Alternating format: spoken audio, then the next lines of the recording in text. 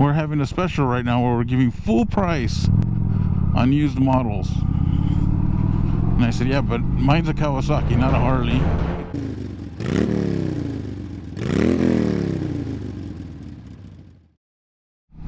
As I'm out here riding today, I took a break at a Harley Davidson dealer, started looking at some of their motorcycles, and they don't have that many new motorcycles. They got the street glides, those are the real popular ones. Not really for me, not today anyway. If I were to get a motorcycle, a new one, or just a Harley, it would have to be 2018 and newer. And you know, I'm would be looking between the Harley Davidson Heritage Classic or the Road King, and probably the one with a 107.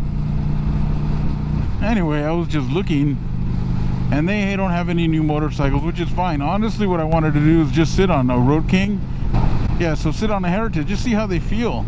And it's interesting. So I'm on a Kawasaki 900 Classic, as most of you know. My boot size is 13. And maybe just because I'm riding this one, that just feels a little more comfortable in terms of my feet on the floorboards. I just felt a little cramped there. And then where they have the air filter, felt like my right leg was hitting it, which this one seems to be tucked in pretty good.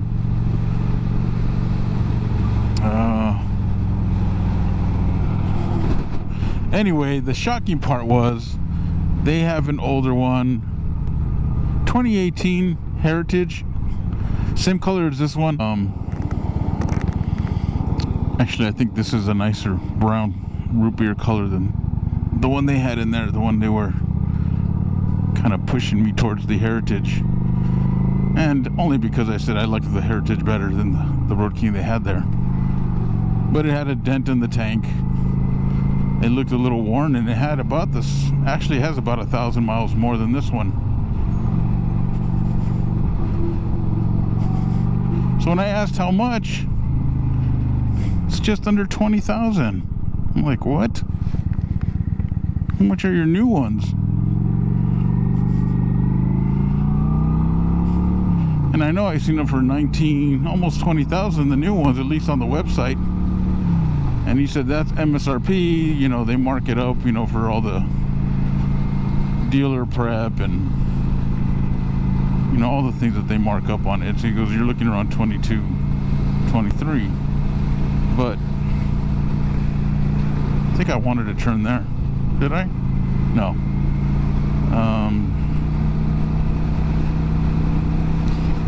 I'm like, man, if I'm only going to pay even if I was willing to pay that high of a price, I would rather get a new one for a couple thousand more. Why get a used one?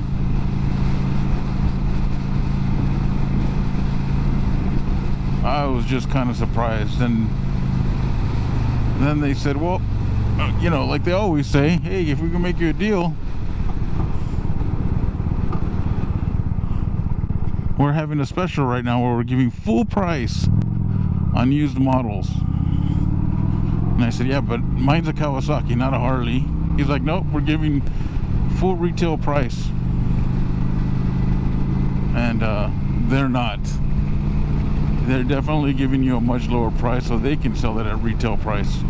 And I get it, they have a business, but it doesn't mean I have to like it. It doesn't mean the customer has to take the hit when you tell them you're going to say full retail price, and then it's really not. And it's less than half of what this motorcycle is worth right now.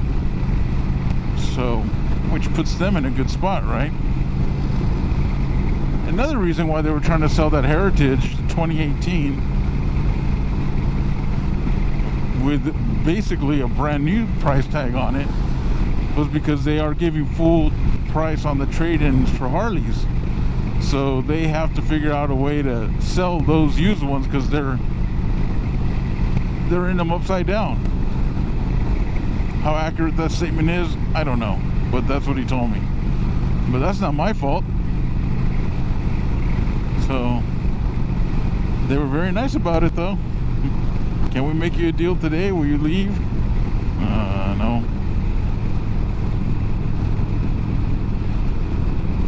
Am I supposed to turn here? I don't know. I think I'm supposed to turn there. I'll turn around. The only reason I would want to trade in this one is, you know, taking it on the freeway today, I felt the floorboards buzzing. I don't know how it's going to be on a long road trip. Can it do it? I'm sure it can. I'm not going to be spending $20,000 to get rid of a road buzz.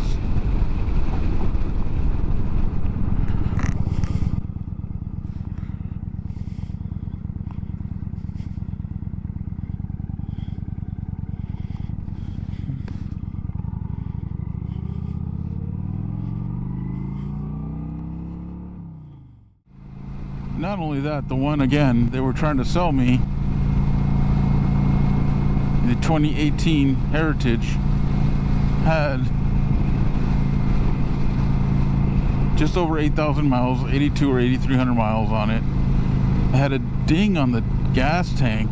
The windshield was, the edges looked scratched, and right in front of the windshield it just had like these smudges on them. I'm like, no way.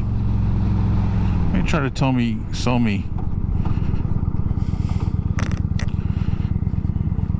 a used bike at a new price cost because you're in it upside down. You're not doing me any favors.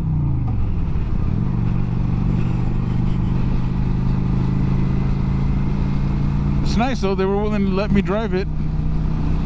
When I stepped away for the restroom and came right back, they already had it pulled out.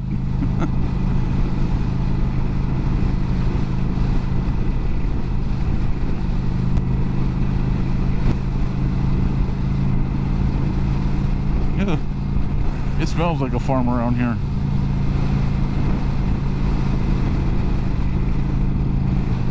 I don't have a bad review for this motorcycle to say that to get rid of it now.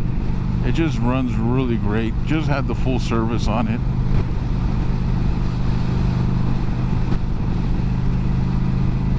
And it's great for what I've been using it, which is like what you see me doing now. I've been just driving mostly on two-way highways.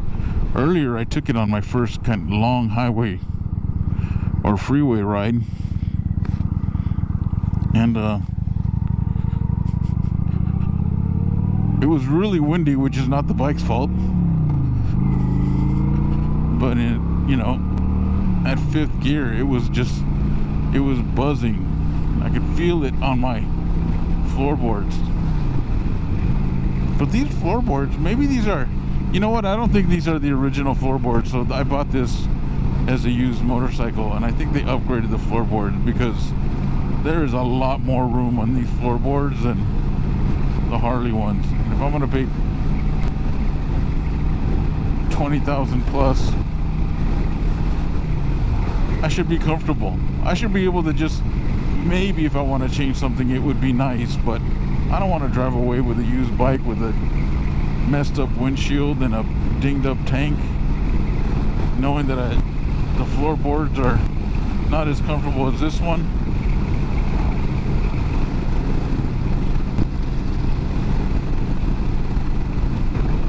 You know, another thing about this motorcycle, I think it's very well balanced. I can tell when I'm moving slow, but I would call out a difference between, not that really a Harley and this one's a comparison, but that's the only thing I have to compare it to.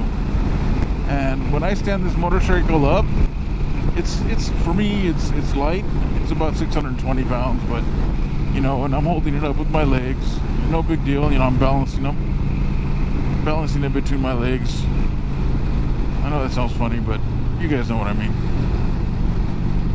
But what was interesting is when I sat on that Heritage, this is before any salesman approached me, you know, when I sat up on it and I was just holding onto the handlebars with my feet down, I literally thought there was something holding up the bike.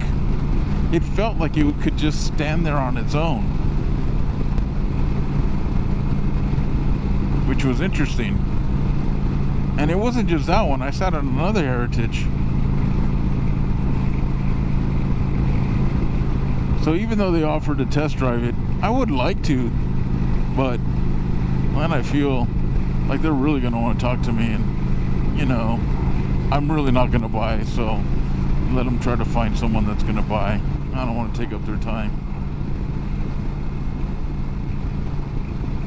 But yeah, I want to look at Indians as well. Indian motorcycle is another one that interests me. The only thing about Indian is the closest dealer that was next to me and near me was about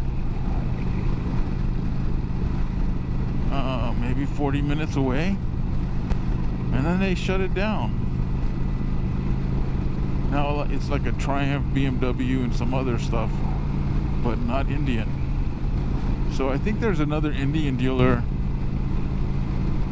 maybe about another 45 minutes, but a whole different direction, within an hour. So what I'm getting at is, around me there's at least 3 Harley Davidson dealers,